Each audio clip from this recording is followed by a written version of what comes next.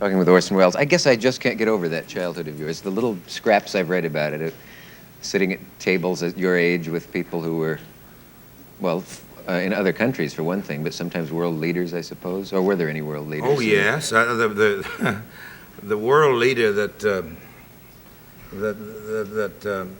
really came to nothing, as far as my memory is concerned, was Hitler.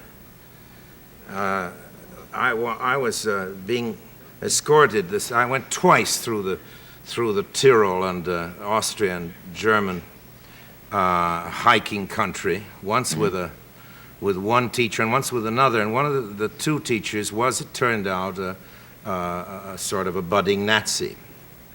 And there was a big Nazi rally near Innsbruck.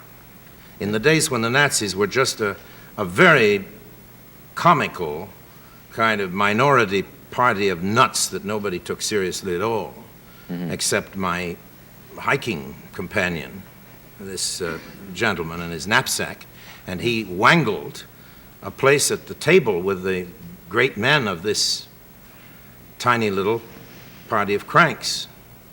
And I remember very well afterwards, Stryker, who was the leader of the big anti-Semitic campaigns, and 2 or 3 other well-known people to this day.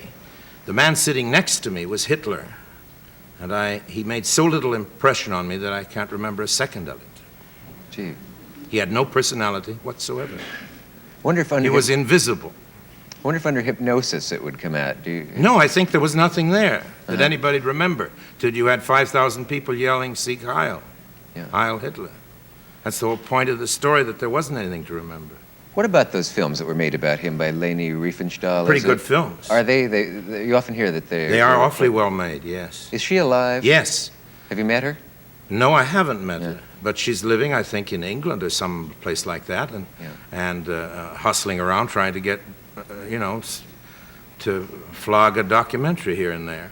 Yeah. On almost any subject. Gee, interesting thing. I never met Stalin. I never met Stalin, but Roosevelt I knew very well, and Churchill, and lots of, during childhood and then youth, of course. Yeah. I was very lucky in that respect. What age were you when you were orphaned?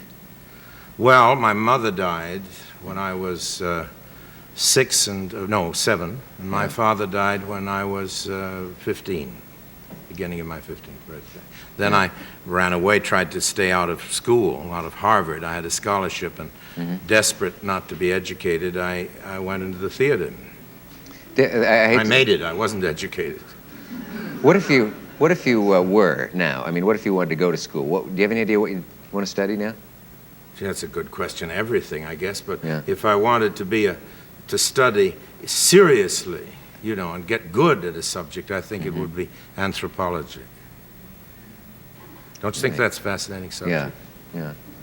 I don't know. Maybe I would too. I don't know. Or maybe philosophy. I never thought about it very much. I'm suspicious of philosophy. I have a real Philistine doubt about its worth, but anthropology seems to me to be just at its beginnings, and philosophy kind of at its end.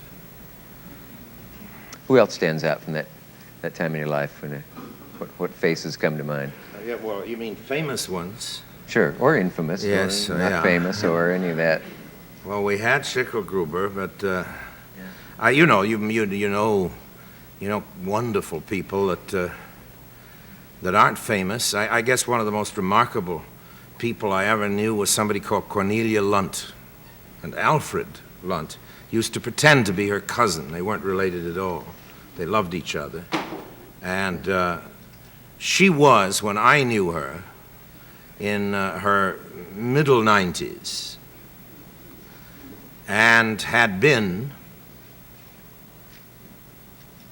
a hostess of great importance, although very young, in the Civil War in America, and knew intimately all the great names of the Civil War. I could tell you all about what Lincoln said and what my great-grandfather Gideon Wells said, who was Secretary of Navy in the Cabinet. And she great kind of raconteur on the Civil War. And then she went over to London, where she was in the American Embassy, and where she knew everybody in England.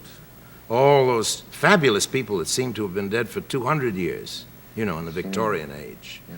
And you could only get her to tell about these things with great difficulty. She didn't go on and on like I do. You had to drag it out of her, and she was delicious. She was an old lady who, when she gave a big party, sat on a little stool, and she gave you a big chair. If you can imagine an old lady like that. She was very beautiful. Must have been not so beautiful when she was young, but one of those people that old age glorifies. And she had a little bell. And when she wanted everybody to be quiet so she could say something, she'd ring her bell. And then we'd all be quiet, and she'd make her little statement, then ring it again, and everybody could talk again. And she's one of the great people I've known, you know, as great, certainly, as Churchill or Roosevelt or George Marshall, and I suppose Marshall is the greatest man I ever met. Really? Yes, I would think so. What would you admire about him above everybody else? Human being. I think he's the greatest human being who was also a great man, who I was ever privileged to meet. Have you known some that were... Can I tell a little story about him? Certainly. We'd been campaigning for Roosevelt, not George Marshall, but some of the rest of us, and one of our rewards when he got in again, one of those many times that he did, was to go to a big party of very big brass and sit on the dais and be treated as though we were part of the high command just for one night. And there were all these tremendous names from the Second World War. 2 or 3 civilians. Truman, the vice president, who was playing the piano. We were rather embarrassed about that because he didn't seem to be awfully good on the piano.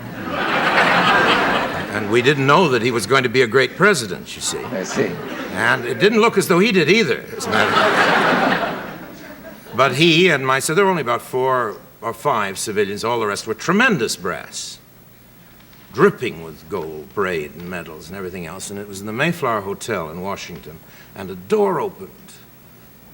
And GI, more innocent looking than anything you could possibly imagine and younger than anything you could dream of, stuck his head in. At the moment when General Marshall happened to look toward the door, and the boy looked at him, he said, "Gee, General Marshall, can I come in and say hello to you?" Marshall said, "Yeah, come in." And Marshall didn't know anybody was watching. This wasn't a grandstand play. I was in a position, my camera was angled, so he didn't know he was getting photographed in anybody's film of memory. Yeah. And he took the boy aside, away from everybody, and sat down with him. And I heard as he went that the boy had been away from home. And the boy recognized Marshall as somebody like a family. Now, this was the commander of all the Allied forces.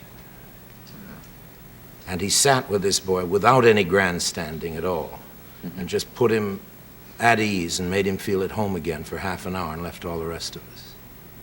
He was that kind of fellow. I wonder what the difference is between a man like that and the ones who are impressive publicly but couldn't be bothered to talk to anyone that isn't important to them or flattering. Well, I don't know. Those kind of people are all second-rate, who can't be bothered at all, ever. Yeah. But there are those who can't be bothered sometimes. You know, and you had a feeling with Marshall that if it were possible to be bothered, he would let himself be bothered. He was a tremendous gentleman, you know, an old-fashioned institution which isn't with us anymore. You almost never want to ask anyone the question who's impressed you the most, and it's wonderful to have a guest who can give you the answer. Well, I never do know the answers to those kind of They're questions, hard, aren't they? You know, but I just happened to know that one. Yeah. Of course, I was immensely impressed with Churchill, but he was quite another thing, you know. He had great humor and great irony. He went to see me when I played Othello on the stage in London, and I heard a low murmuring in the front row. I thought he was talking to himself, and then he came backstage afterwards and sat down in the dressing room and said, "Most potent, grave, and reverend signors, my most approved good masters," and began the whole of Othello's part, which he had memorized, and including the cuts which I had made. Which she read with a good deal of extra emphasis. And then a few years afterwards, I happened to be in Venice trying to get some money for a movie. during the festival, and poor Churchill had been, right after the war, as you know, crest of the greatest victory that any single man had ever presided over in modern history, was voted out of office. Quite properly, probably, but it was a tragic blow for him. And there he was in the hotel at the Lido with Clemmy, his wife, alone. And he'd go swimming out on the beach. And one day at lunch, I came in with a Russian businessman I was trying to hustle for some money for this picture. And as we passed Mr. Churchill's table, Mr. Churchill saw me and made that little gesture, and the Russian went out of his mind. This is a white Russian, not a red Russian. This is a, you know, a hustling, semi-Armenian Russian. And when he saw that Mr. Churchill not only knew me, but gave a rather special acknowledgement, it was clear to me that I had the money for my picture. So the next morning I was out swimming in the beach, and I found myself paddling in the water right next to Mr. Churchill. And I hadn't gone up to speak to him, but there we were in the water, and I had known him on and off during the war in a humble capacity, and I said, and he had come backstage to see me, and I said, Mr. Churchill, I think you ought to know what you did for me. And I told him about how this acknowledgement had meant so much to me with my financier.